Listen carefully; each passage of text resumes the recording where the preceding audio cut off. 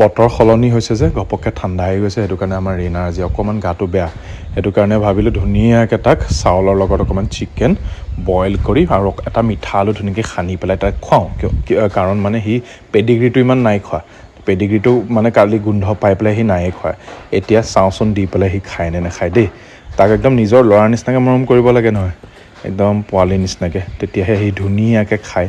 তাক সানি পুটুকি কৰি ধুনীয়াকৈ খুৱাব লাগে। এতিয়া গোন্ধটো সি বহুত ভাল পাইছে। এতিয়া খোৱাও ষ্টাৰ্ট কৰিছে দেই। সি বৰ ভাল পালে খাই পেলাই, মই গম পাইছোঁ। সেইকেইটা খাব। কালি মানে পেডিগ্ৰী ধুনীয়াকৈ সানি মেলি দিছিলোঁ চিকেনৰ লগত। এই চিকেনৰ লগত চিকেনখিনি বাছি বাছি খাই থ'লে, পেডিগ্ৰীখিনি ইমান নাই খোৱা। মানে কেতিয়াবা কেতিয়াবা সি তেনেকুৱা কৰে, মানে পেডিগ্ৰীৰ মানে এটা বস্তু এটা কোম্পানীৰ খুৱাই থাকিলে সি বেলেগ এটা ঘপককৈ নাখায়। আৰু কেতিয়াবা কৰে যেতিয়া তাৰ গাটো কেতিয়াবা জ্বৰ বা পেট চেট কেতিয়াবা বেয়া হৈ থাকে। কিন্তু পেটটো তেনেকৈ বেয়া নাই হোৱা বাৰু, এনে মানে বমি চমিও নাই হোৱা, একো ঘাঁ চাও নাই খোৱা। কিন্তু সি মানে কেতিয়াবা খানাৰ লগত কৰে। এতিয়া যিহেতু সি খাইছে, এতিয়া ভাল লাগিছে। অকণমান খালেহে স্বাস্থ্য ভাল হৈ থাকিব ধুনীয়াকৈ। এতিয়া মনটো গোটেই দিনটো ভাল হৈ থাকিব যে ই খালে দেই, ধুনীয়াকৈ খাইছে।